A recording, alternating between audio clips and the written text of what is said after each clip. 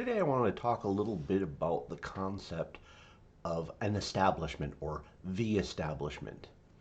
Now, I've written a lot of things in the past and I get a lot of static back from people uh, accusing me of propagating something akin to like a conspiracy theory, that the idea that there's like some shadowy group in control of things.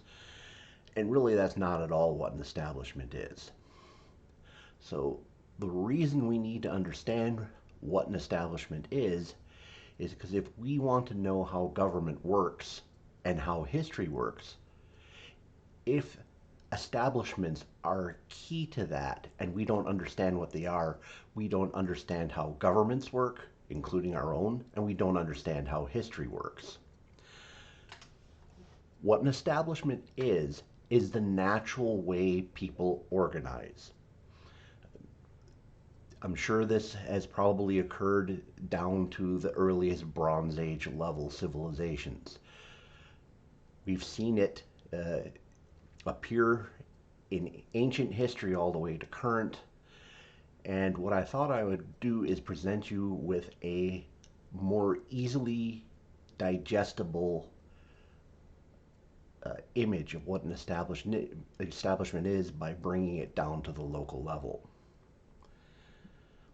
So imagine for a moment you're doing something with your local city or town. And some of you may have done this before in the past where maybe there's some kind of new development coming along.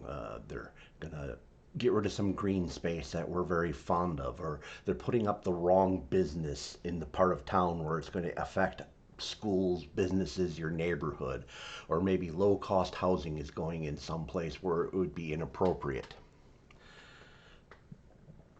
So you and maybe a handful of other people get together and you say, "Hey, we're going to go talk to city council and we're going to tell them what we think about this." Now, if you've actually done this, the first thing you realize when you get up there is you'll see the developer. He'll come up there, or she, and they'll be wearing really nice clothes. They'll have a big presentation that they'll have on whatever technological view screens and everything that are available up there. And the city council will listen very politely and nod and smile. And then you get up to tell your presentation, and everyone gets up and tells their little part. And you're kind of looking at the city council, and you notice, huh? Some of them don't even really appear to be listening to me. And then you start kind of wondering, like, it almost seems like this developer had access to the city council before you did. And I can almost guarantee you did. They did. Uh, in fact, you can say it's almost a foregone conclusion. So let me tell you what essentially happened in the background before even became aware of anything in the news. Um, this developer or some representative of theirs approached the city council and said, "Hey, there's this area we wanted to develop. Here's all the stuff we want to do. What are the things that will make this fly, and what are things that are just absolute red lines, no go zones?" And they have this all worked out ahead of time. And you might say, "Oh, well, John, um, my city has transparency laws, so the city council can't meet offline with those people." Okay, well then somebody else from the city staff met with them and relayed the information to the city council. Either way, it doesn't matter. I guarantee it happened. And you'll see the same thing where, like a big business owner, someone who employs a lot of people in your town, gets the same kind of treatment.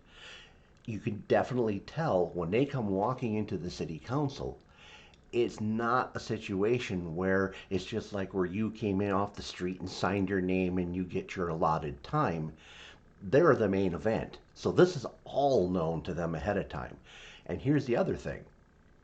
The city council already knows how they're going to vote, unless just an incredible ton of people show up.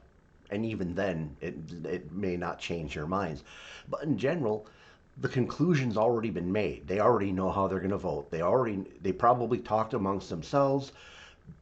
Some of them may be absolutely against it, but they already know the outcome of the vote. Some of them may be representing an area where they're going to get into trouble, so they'll say, well, I'm for this, but I'm going to vote no. So the rest of you vote yes, it's going to get carried, and I'll be able to tell everyone, hey, I tried, and hey, it didn't work. Now, does that really sound like something that's just really far out and couldn't happen, or have you actually seen this happen yourself? Now you think about it. Now assume for a moment you've actually seen your local charter, whatever document governs your city. I'll bet money that most of you've never even looked at what the documents who govern your local governments are. And you'll look at the charter, and there's nowhere in the charter where it says, hey, big developers have this special place in the government where they get to talk to the city council first, and they get to step in front of everybody in line. There's nothing in there about big business owners, big employers in your area either. But I think we can all agree that this absolutely does happen. Okay, so why is it so hard to believe that if you see this at the local level happening, where there are people who don't have roles in government listed in the documents, we know they exist at the city level, they exist at the county level, they exist at the state level, they exist at the national level. I believe it's the nature of human organization to do this way, where the people who believe they have the greatest stake in things may not necessarily want to run things, but they've arranged an informal system that allows them to get their input amplified. And we can talk of these, some of these are official and some of these are unofficial influencers. This idea of establishment exists in every single country. And from what I've seen of history, where we have clear records of how localities and even larger empires ran, we don't see, even though we have historically single individuals who appear to be the strong man in charge of an empire or a country, they still have an establishment around them that helps run things and get their ideas into the mix. Well, I hope this makes sense, and this idea is going to reappear in a lot of the other videos we have coming up, but this is kind of the bedrock foundation of it. And I'd like to say a quick thank you to our sponsor for today, and that is White Dragon Karate. They can be reached at 417-430-7823, or you can look them up at whitedragon.net. If you go to whitedragon.net, you can arrange to get yourself 2 free lessons. All right, thank you for your time. Look forward to talking to you again in the future.